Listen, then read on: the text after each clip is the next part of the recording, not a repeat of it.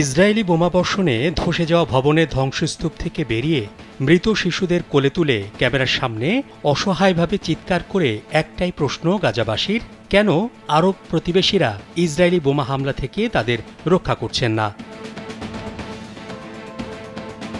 গত বছরের ৭ই অক্টোবর ইসরায়েলের দক্ষিণাঞ্চলে আরবরা কেন ফিলিস্তিনি যোদ্ধাদের হামলায় ১২০০ ইসরায়েলি নিহত এবং ২৫০ জনের মতো অপহৃত হয়েছিল?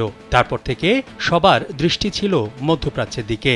সবার মনে প্রশ্ন ছিল, ইসরায়েল কতটা তীব্রভাবে এর প্রতিশোধ নেবে, আর এই অঞ্চলের আরব দেশগুলোর জনগণ ও সরকারের প্রতিক্রিয়াই বা কেমন হবে?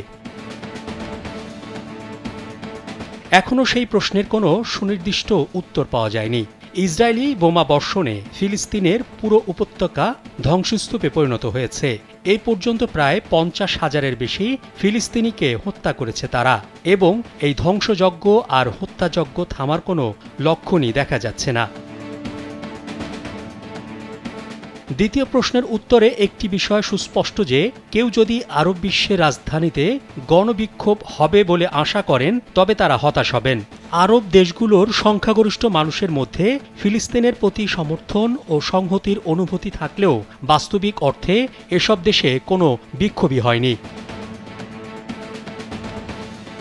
কায়রোর আমেরিকান ইউনিভার্সিটির রাষ্ট্রবিজ্ঞানের অধ্যাপক বলেন, আরব দেশগুলোর সরকারের প্রতিক্রিয়া খুবই হতাশাজনক এবং না থাকার মতো।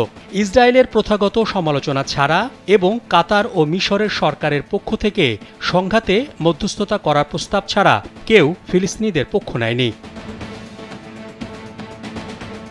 তার মতে, কোনো আরব দেশ ইসরায়েলের সঙ্গে সম্পর্ক ছিন্ন করেনি বা এমন কোনো পদক্ষেপ নেয়নি যা ইসরায়েলের ওপর কূটনৈতিক বা অর্থনৈতিক চাপ বাড়াতে পারে বা যুদ্ধ বন্ধ করতে সাহায্য করে। কিন্তু ফিলিস্তিন ইস্যু কেন এই অঞ্চলে গুরুত্ব হারালো?